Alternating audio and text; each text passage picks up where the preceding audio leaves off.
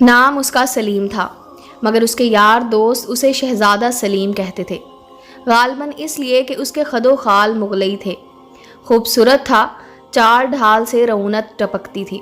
उसका बाप PWD के दफ्तर में मुलाजिम था। तनख्वाह ज़्यादा से ज़्यादा 100 रुपये होगी, मगर बड़े ठाठ से रहता था। जाहिर है कि रिश्वत खाता था।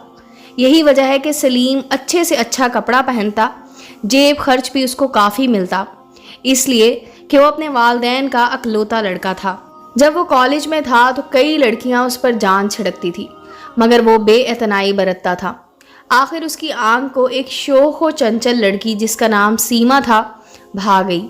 सलीम ने उससे राहो रस्म पैदा करना चाहा। उसे यकीन था कि उसका एतमाद हासिल कर लेगा। वो तो यहाँ तक समझता था कि सीमा उसके कदमों में गिर पड़ेगी। उसने मोहब्बत की निगाहों से सीमा की तरफ देखा। एक दिन सलीम ने सीमा से पहली बार मुखातिब होकर कहा, आप किताबों का इतना बोझ उठाई होती हैं, लाएं मुझे दे दीजिए।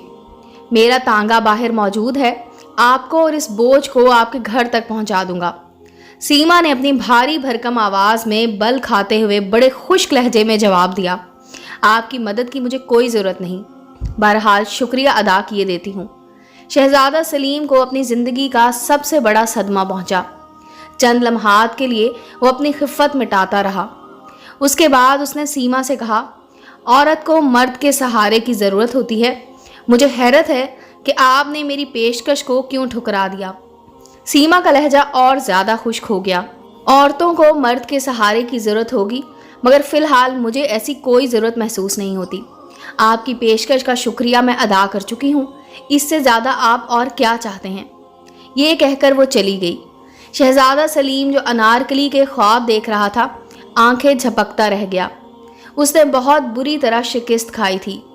इससे कबल उसकी ज़िंदगी में कई लड़कियां आ चुकी जो उसकी आंखों के इशारे पर चलती थी, मगर ये क्या समझती है अपने आप को। इसमें कोई शक नहीं कि खूबसूरत है। जितनी लड़कियां मैंने अब तक देखी हैं, इनमें सबसे ज़्यादा हसीन है, मगर मुझे ठुकरा देना ये बहुत बड़ी ज़्यादती है। मैं ज़रूर इससे बदला लूँगा, चाहे कुछ भी हो जाए। शहज़ादा सलीम ने उससे बदला लेने की कई स्कीमें बनाई, मगर बार-आवर साबित न हुई। उसने यहाँ तक सोचा कि उसकी नाक काट डाले।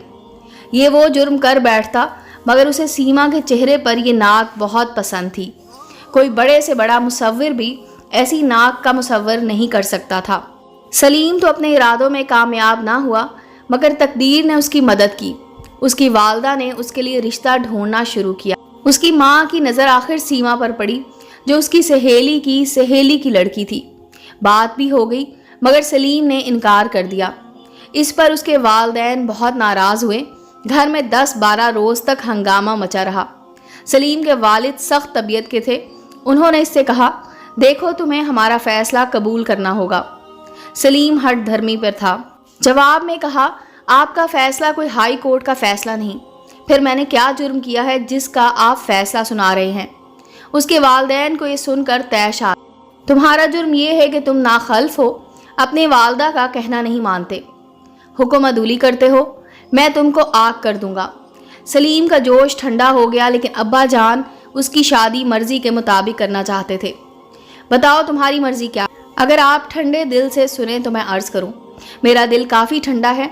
तुम्हें जो कहना है फ़ौरन कह डालो, मैं ज़्यादा देर इंतज़ार नहीं कर सकता। सलीम ने रुक कर कहा, मुझे एक लड़की से मोहब्बत है। उसका बाप गरजा, इस लड़की से? सलीमा थोड़ी देर, एक लड़की है, कौन है वो? क्या नाम है उसका? सीमा, मेरे साथ पढ़ती है, मियाँ इफ्तारुद्दीन की लड़की। जी हाँ, उसका नाम सीमा इफ्तिखार है। मेरा ख्याल है वही है। उसके वालिद बेतहाशा बनने लगे। ख्याल के बच्चे, तुम्हारी शादी इसी लड़की से करार पाई है। क्या वो तुम्हें पसंद करती है? सलीम बौखला सा गया।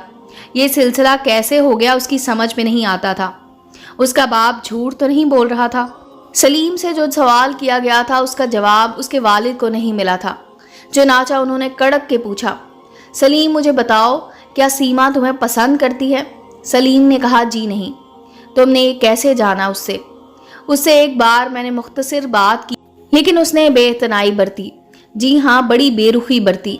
सलीम के वालिद ने अपने घने सर को थोड़ी देर के लिए खुजलाया और कहा, तो फिर ये रिश्ता नहीं होना चाहिए। میں تمہاری ماں سے کہتا ہوں کہ وہ لڑکی والوں سے کہہ دے کہ لڑکا رضامند نہیں۔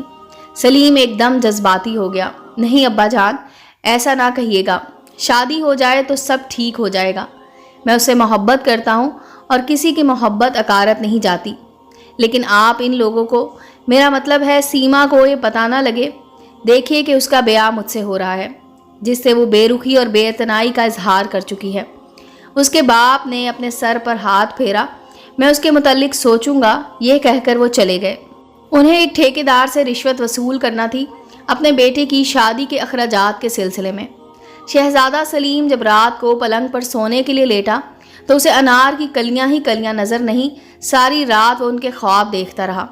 گھوڑے پر سوار باغ میں آیا ہے، شاہانہ لباس پہنے، اس سے اتر کر باغ کی ایک روش پر جا رہا ہے۔ اس کی بھاری بھرکم کتناہیں زمین پر بکھری پڑی ہیں، راہیں بچھی ہوئی ہیں، اور سیما اچک کر ایک شاخ کو اپنا ہاتھ پہنچانے کی کوشش کر رہی ہے، مگر ہر بار ناکام رہی ہے۔ وہ اس کی طرف بڑھا، انار کی جھاڑی کے پیچھے چھپ کر اس نے اس شاخ کو پکڑا اور جھکا دیا۔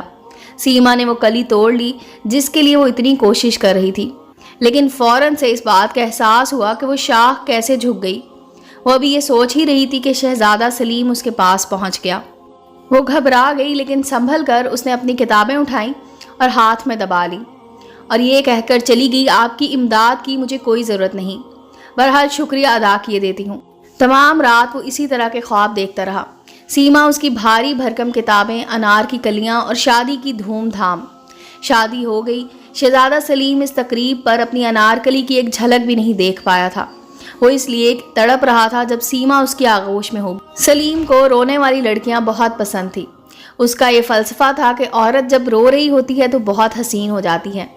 اس کے آنسو شبنم کے قطروں کے باشندے ہوتے ہیں جو مرد کے جذبات کے پھولوں پر گرتے ہیں، جن سے ایسی راحت، ایسی فرحت ملتی ہے جو اور کسی وقت نصیب نہیں ہو سکتی۔ رات کے 10 بجے دلہن کو حجلہ عروسی میں داخل کر دیا گیا۔ سلیم کو بھی اجازت مل گئی کہ وہ اس کمرے میں جا سکتا ہے۔ لڑکیوں کی چھیڑ چھاڑ اور رسم و رسوم سب ختم ہو گئی تھی۔ وہ کمرے کے اندر داخل ہوا۔